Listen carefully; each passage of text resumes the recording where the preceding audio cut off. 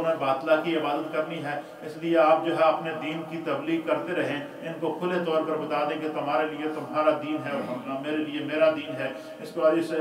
سے پہلے سورہ کوثر میں اللہ نے یہ حکم دیا تھا کہ آپ اخلاص کے ساتھ اپنے رب کی عبادت کریں، اور اس صورت میں اللہ نے یہ حکم دیا ہے کہ آپ یہ اعلان کر دیں کہ آپ مشرکین کے خود ساختہ بتوں کی عبادت نہیں کریں گے، اور آپ ان کے معبودوں سے بیزاری کا اظہار کر دیں، اعلان کر دیں۔ تو یہاں اللہ تعالیٰ نے جو ہے وہ اسلام کی قوت اور ترتیب کا اعلان فرما رہا ہے۔ ترتیب مصحف کے اعتبار سے اس سورت کا نمبر 9 ہے، اور ترتیب نزول کے اعتبار سے یہ 18 نمبر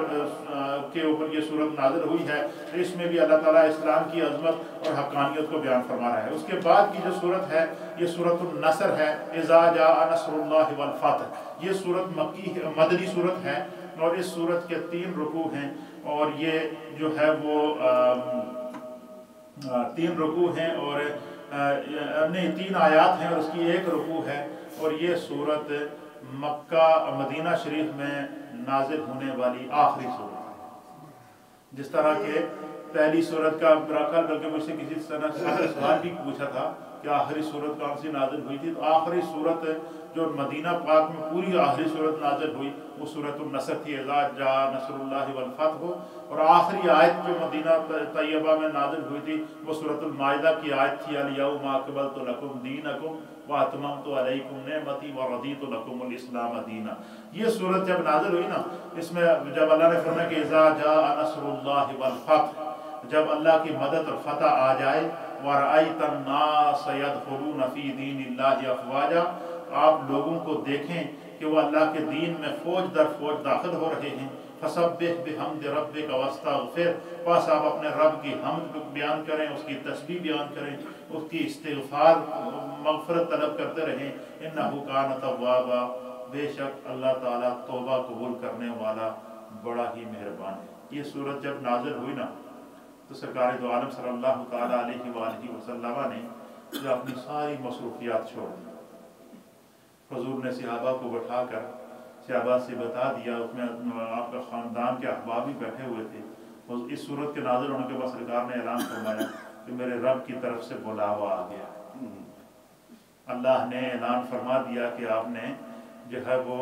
اللہ کی مدد اور فتح آپ کو نصیب ہو گئی ہے۔ تو یہ اس میں فتح مکہ کی خوشخبری تھی، فتح مکہ کی نوید، یہ والفتح سے مراد فتح مکہ ہے، اور فرمایا کہ اللہ نے جو مجھ سے کام لینا تھا وہ لے لیا ہے، اب اللہ کی طرف سے حکم ہے کہ میں اس کی تسبیح کرتا رہوں، اس کی حمد کرتا رہوں، اس کی بارگاہ میں اپنی امت کے لیے استغفار کرتا رہوں، اب میرے دنیا سے جانے کا ٹائم آ گیا۔ جب سرکار نے یہ بیان فرمایا نا، تو سیدہ کائنات حضرت فاطمہ الزہرا رضی اللہ تعالی عنہا قریب بیٹھی تھی، انہوں نے زور زور سے رونا شروع کر دیا،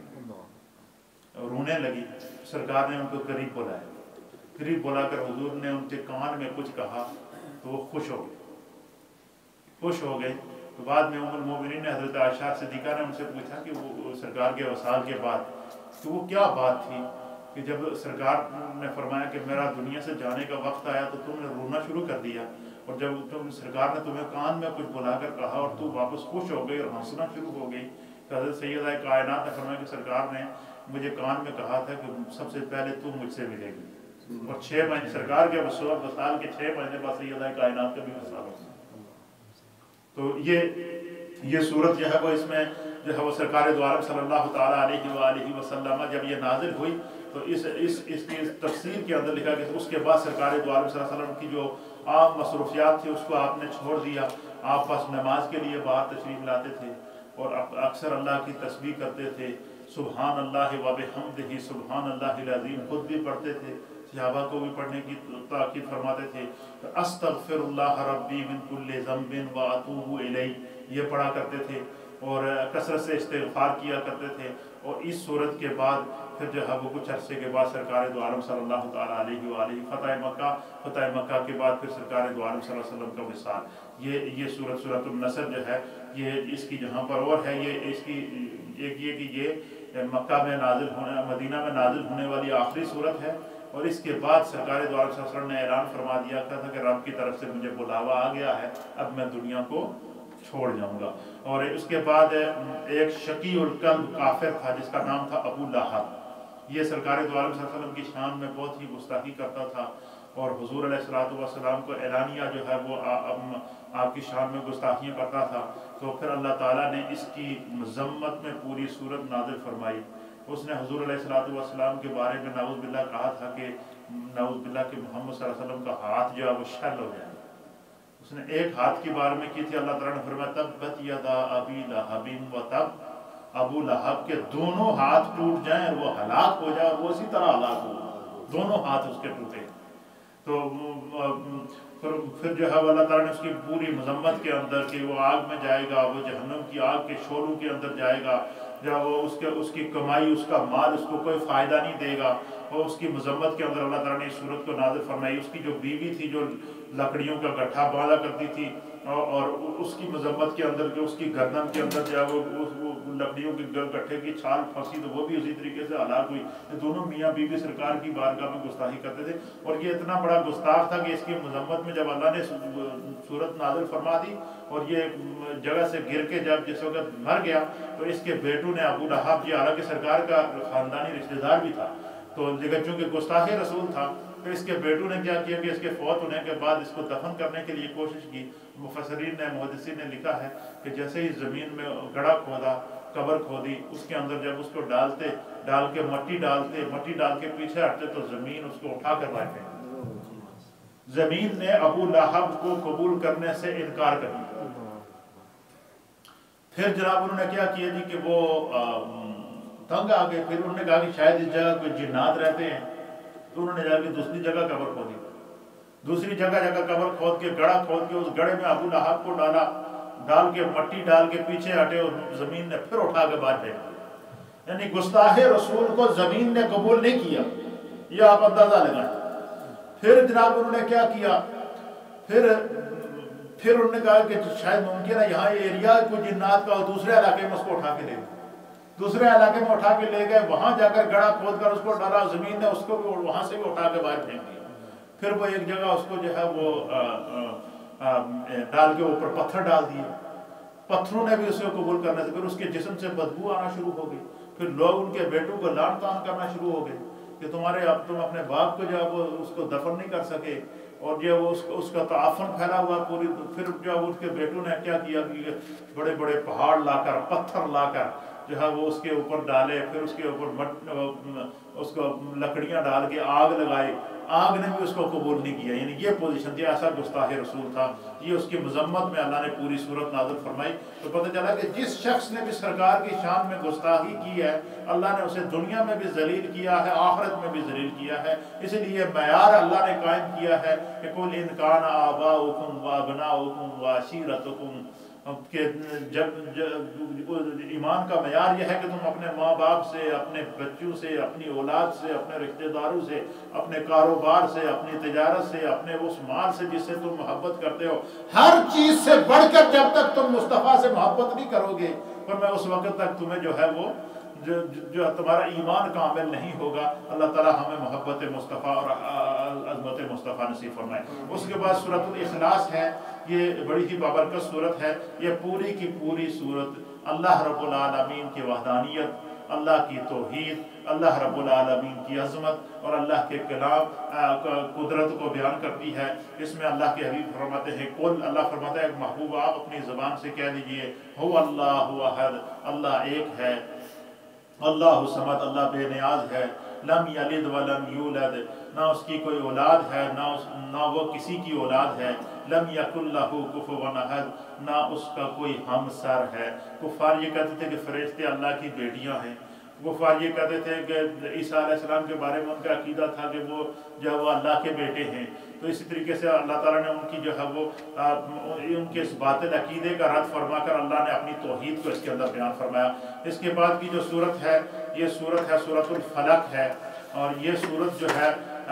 یہ بھی نبی پاک صلی اللہ علیہ وسلم کی شان اور عظمت کے اندر ہے کہ حضور علیہ السلام سورہ فلق جو ہے، قل اعوذ برب الفلق،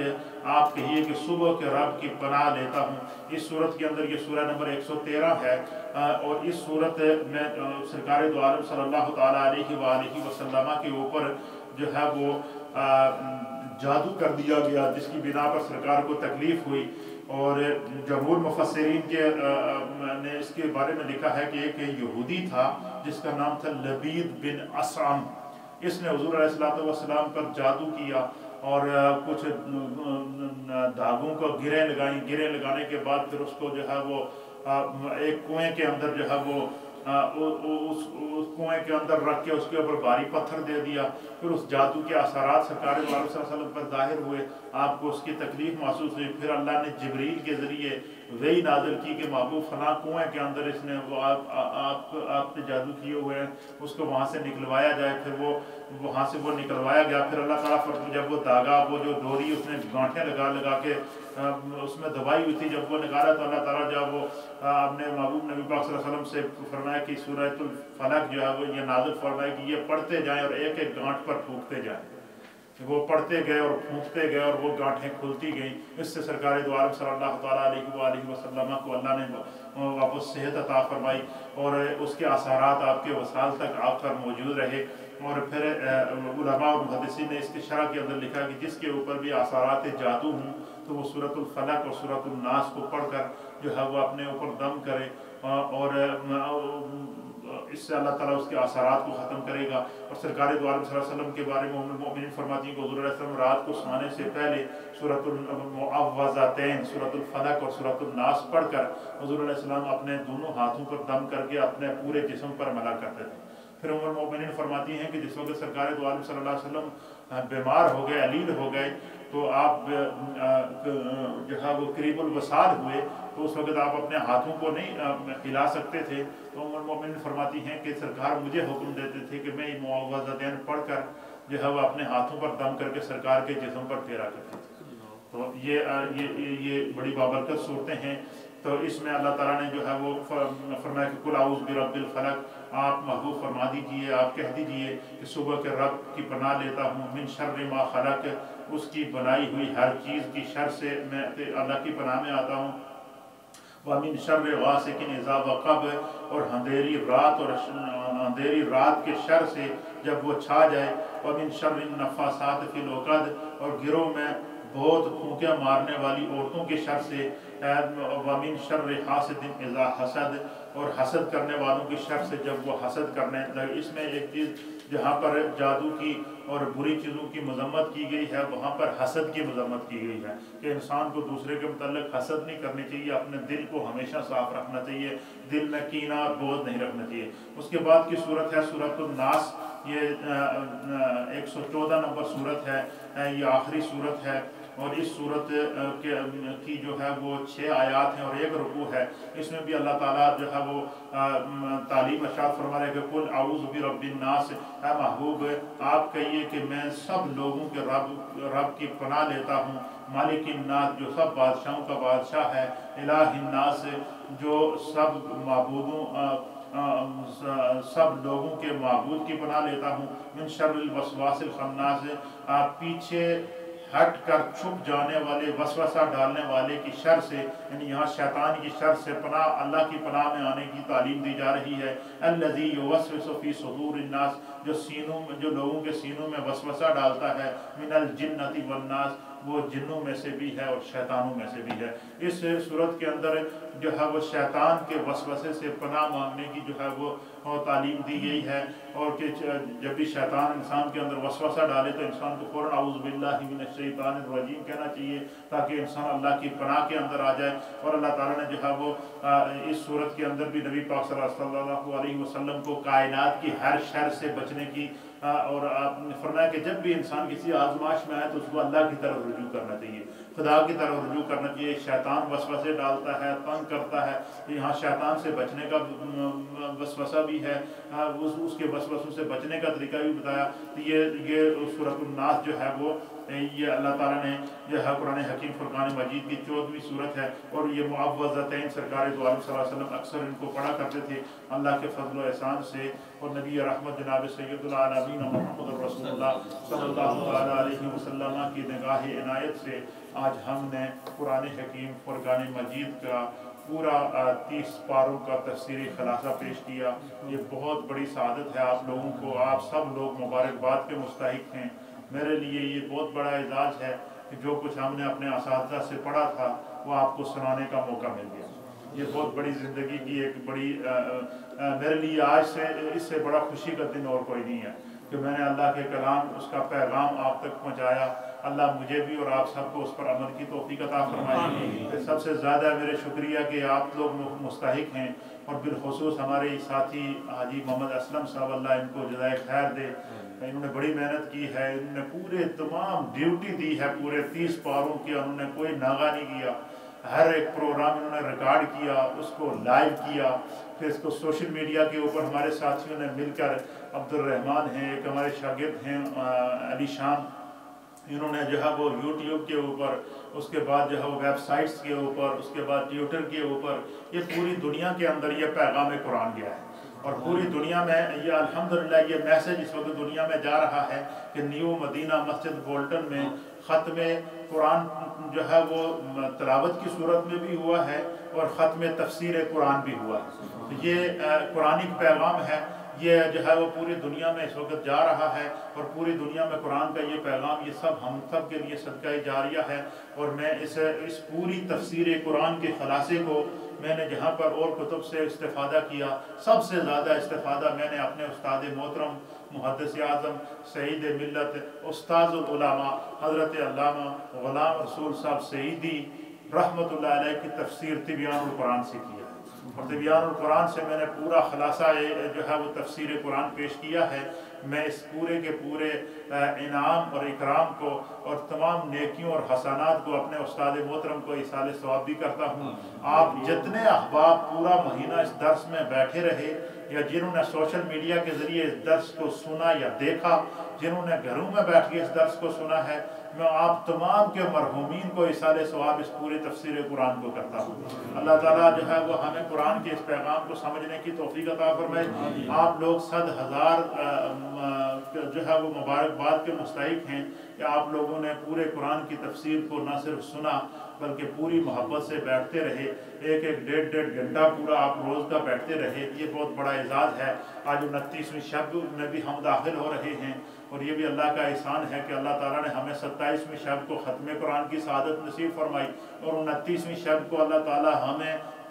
ختم تفسیر قرآن کی سعادت نصیب فرما رہا ہے۔ تو اللہ کے فضل سے جو ہے وہ یہ آپ لوگ خدا کا کرم ہے کہ اللہ تعالیٰ نے جو ہے وہ ہمیں یہ توفیق دی ہے، یہ بہت بڑا اعزاز ہے۔ میں آپ کو بتاؤں یہ معمولی بات نہیں ہے، پورے قرآن کے خلاصے کو پیش کر دینا یہ خدا کی عطا سے ہو سکتا ہے، کسی انسان کے بس کی بات نہیں ہے۔ ہم نے کوشش کی ہے اور اللہ نے اس میں برکت پیدا کی ہے۔ خداوند قدوس آپ سب کو اس کی جزا عطا فرمائے۔ میں دل سے آپ لوگوں کے لیے دعا گو ہوں، جتنے احباب نے مجھے دعاؤں کے لیے کہا ہے ان سب کے لیے دعا گو ہوں، اور اس پوری تفسیر قرآن کا ثواب میں آپ کے تمام مرحومین کو ایصال ثواب کرتا ہوں۔ لا الہ الا اللہ الا اللہ الا اللہ، لا الہ الا اللہ الا اللہ الا اللہ، لا الہ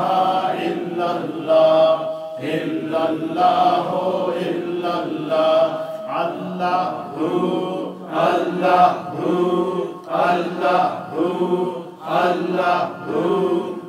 اللہ اللہ اللہ اللہ اللہ اللہ اللہ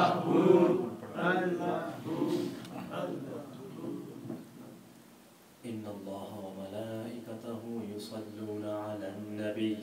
يا أيها الذين آمنوا صلوا عليه وسلموا تسليما الصلاة والسلام عليك يا سيدي يا رسول الله وعلى آلك وأصحابك يا سيدي يا حبيب الله بسم الله الرحمن الرحيم قل يا أيها الكافرون لا أعبد ما تعبدون ولا أنتم عابدون ما أعبد ولا أنا عابد ما عبدتم ولا أنتم عابدون ما أعبد لكم دينكم ولي دين بسم الله الرحمن الرحيم قل هو الله أحد الله الصمد لم يلد ولم يولد ولم يكن له كفوا أحد قل هو الله أحد الله الصمد لم يلد ولم يولد ولم يكن له كفوا أحد قل هو الله أحد الله الصمد لم يلد ولم يولد ولم يكن له كفوا أحد بسم الله الرحمن الرحيم قل أعوذ برب الفلق من شر ما خلق ومن شر غاسق إذا وقب ومن شر النفاثات في العقد ومن شر حاسد إذا حسد بسم الله الرحمن الرحيم قل أعوذ برب الناس ملك الناس إله الناس من شر الوسواس الخناس الذي يوسوس في صدور الناس من الجنة والناس صدق الله آمين اللهم صل على سيدنا ومولانا محمد وعلى آل سيدنا ونبينا ومولانا محمد وبارك وسلم وصل عليه یا رب کریم اپنی رحمت کاملہ اور اپنی شان کریمی کے صدقے اللہ ہم تیری بارگاہ میں سجدہ شکر بجا لاتے ہیں کہ تو نے اپنے فضل و کرم سے اپنی شان عطا سے اور محض اپنے فضل و کرم اور اپنے شان کریمی کے ساتھ ہمیں یہ توفیق عطا فرمائی کہ ہم نے اس رمضان میں مکمل قرآن حکیم فرقان مجید کو نماز تراویح میں سنا اور پھر اس کا پورا تفسیری خلاصہ پیش کرنے کی اللہ نے سعادت عطا فرمائی، اس کے سننے کی سعادت عطا فرمائی۔ اللہ تیرے اس انعام پر تیری بارگاہ میں سجدہ شکر بجا کرتے ہیں، یا اللہ تیرا لاکھ لاکھ شکر ادا کرتے ہیں۔ اللہ ہماری اس کوشش کو، اس مسائی جمیلہ کو اپنی بارگاہ میں قبول فرما۔ یا اللہ ہمیں فیضان قرآن عطا فرما، ان تمام حسنات کا ثواب، اس ختم قرآن اور ختم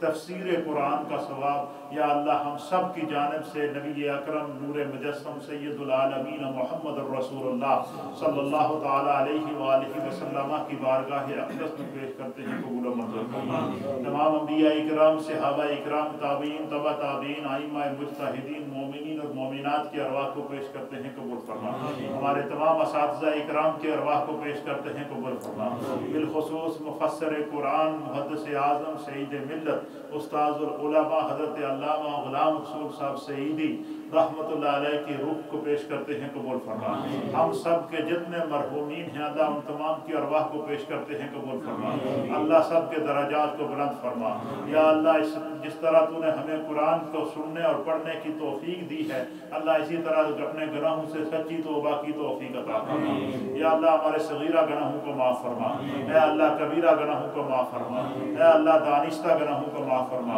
اے اللہ نادانستہ گناہوں کو معاف فرما۔ یہ جتنے احباب اس درس میں بیٹھے رہے، ہر وقت اس درس کو سنتے رہے، محبت کا اظہار کرتے رہے، یا جنہوں نے سوشل میڈیا کے ذریعے یا ریڈیو کے ذریعے اپنے گھروں میں بیٹھ کے مرد و خواتین نے جو اس پروگرام کو سنا اور دیکھا ہے، اللہ سب کے گھروں میں برکتیں عطا فرما، سب کی اولادوں میں برکتیں عطا فرما، سب کے رزق اور روزگار میں برکتیں عطا فرما۔ بالخصوص ہمارے یہ ساتھی حاجی محمد اسلم صاحب، انہوں نے بڑی محنت کر کے تمام پروگراموں کو ریکارڈ کیا، ہمارے بھائی عبد الرحمن اور علی شام جنہوں نے پوری سوشل میڈیا کے اوپر اس پروگرام کو ریکارڈ کو جمع کر کے یہ بھیجتے رہے، اللہ ان تمام دوستوں کو ان کی اس محنت کو ان کے لیے صدقہ جاریہ فرما، ان کے والدین کی بخشش و مغفرت فرما، ان کے عزیز و اقارب کی بخشش و مغفرت فرما، ہم سب کے گھروں میں برکتیں عطا فرما، سب کے مرحومین کو اللہ اس کا اصالہ ثواب کرتے ہیں قبول و منظور فرما۔ جتنے ساتھی حالت اعتکاف میں ہیں اللہ ہم سب کے اعتکافوں کو قبول فرما۔ یا اللہ اس رمضان کی برکات نصیب فرما، ایسی بابرکت ساعتیں اللہ ہمیں زندگی میں بار بار نصیب فرما، ایسے کرم ہمیں بار بار نصیب فرما۔ یا اللہ اس رمضان کی برکات نصیب فرما۔ یا اللہ اس پورے تفسیر قرآن میں کوئی سستی، کوئی کاہلی، کوئی ایسا بات جو معیار دین سے گری ہوئی ہو، اللہ وہ میرا نقص ہے، میرا دین ہر نقص سے بیاب ہے، اللہ ہمیں معافی عطا فرما۔ یا اللہ خلوص دل اور خلوص نیت کے ساتھ ہم نے قرآن کو سنا بھی، قرآن کو سنایا بھی، اس کی تفسیر بھی سنی، اس کی تفسیر بھی سنائی ہے، اللہ صرف تیری رضا مقصود ہے، اپنے حبیب کے صدقے اپنی رضا نصیب فرما۔ یا اللہ جن جن احباب نے دعاؤں کے لیے کہا ہے ان کے حق میں اس دعا کو قبول فرما۔ اے اللہ میرے والدین کی بخشش و مغفرت فرما۔ اللہم رب ارحمہما کما ربیانی सगीरा रब्बना इग़फिर ली व लिवालिदैया व लिलमुमिनीना यौम यक़ूमुल हिसाब। या अल्लाह हम सब के जितने भी वालिदैन अजीज़ व अक़ारिब दोनों या दोनों में से एक जो भी इस दुनिया से पर्दा फरमा गए हैं अल्लाह सबको इसाले सवाब करते हैं, सबकी बख्श जमा फरमा, सबके दराजात को बुलंद फरमा। या अल्लाह दुनिया की ज़िंदगी में इत्तिबा मुस्तफ़ा नसीब फरमा। नबी पाक के सदके अल्लाह हम सब के घरों में बरकतें अता फरमा, औलादों में बरकतें अता फरमा, जिस्मानी और रूहानी तौर पर सेहत और तंदुरुस्ती अता फरमा। रब्बि इग़फिर वरहम व अंत खैरुर राहिमीन। इस खूबसूरत मौके पर मैं आप तमाम दोस्तों को तफसीर कुरान सुनने, उस महफिल में बैठने और तावन करने पर मुबारकबाद पेश करता हूं।